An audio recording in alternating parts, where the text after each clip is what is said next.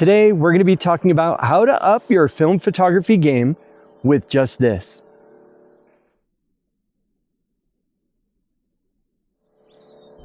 Welcome to the channel, or welcome back. My name is John Weinberg. Today, I'm going to talk about how I've been neglecting my film photography. When you shoot digital, you have all that information to look at after the fact. The camera, the lens, all your settings for your camera are stored within the metadata.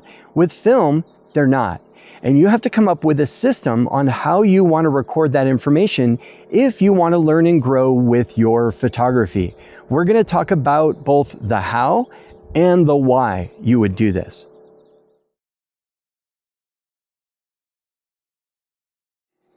So let's talk about how you make this happen. Paper and pen, or pencil, or a spiral notebook, and whatever implement works for you to be able to write down notes. Of course, I have a fancy traveler's notebook.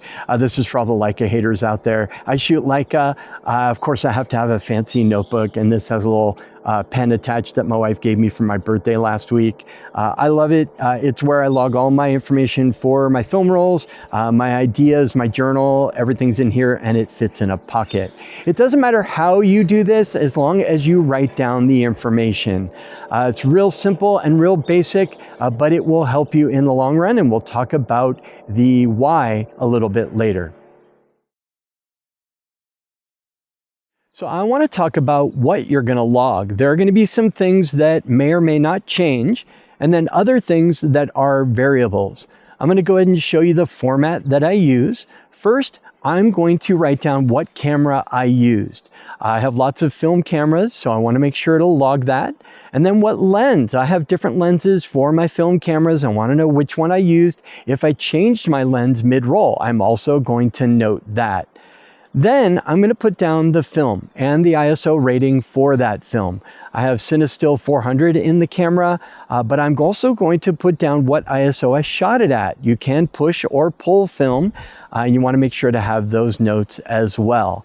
Now, the more variable things are going to be aperture and shutter speed. I'm going to go ahead and lay it out 1 through 36 or 38 or however many images I get with that particular roll, and I'm going to jot down aperture and shutter speed for each individual shot. So those are all the things that you would need to record. You can also put other notes. You could put the locations so that you know what locations are on that roll of film.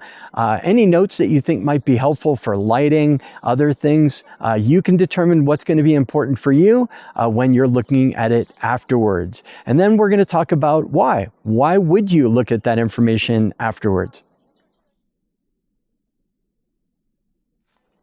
So why would you do this? Why would you want all that information to look at afterwards? So this is where you can improve your photography. As you look at each image, you're going to have detailed notes about all the information that you made the image with. The camera, the lens, the aperture, shutter speed, the film, the ISO, and you can then look to see how that film reacts with that camera and lens in that type of lighting. And then you can adjust the next time you shoot that film. Now, for me, consistency is key. I'm going to be consistently shooting certain types of film. I shoot with Tri-X, Kodak Tri-X for my black and white work, and Portra 400. And I know how those two rolls of film are going to interact with my camera and different lenses. But I know this because over time, I've looked at those settings and I've compared them over and over and over again to be able to figure that out. Now, this is something that I started doing late and I kind of neglected to jot down that information. So there are a lot of roles that I don't have any information for.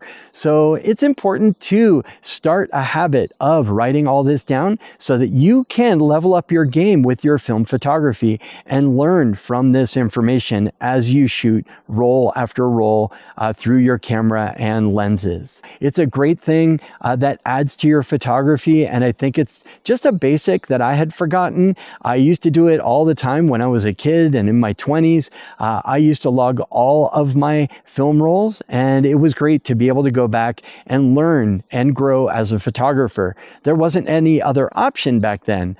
Now you have digital and all that information's there for you, but part of that analog process with film is that whole thing of slowing down, writing down that information, and really getting the most out of each image and having a lot of fun with your photography and learning why things did or didn't work. So once again, thank you so much. If you have any questions or comments, go ahead and throw them below. I look forward to hearing from you. My name is John Weinberg. Till next time, take care.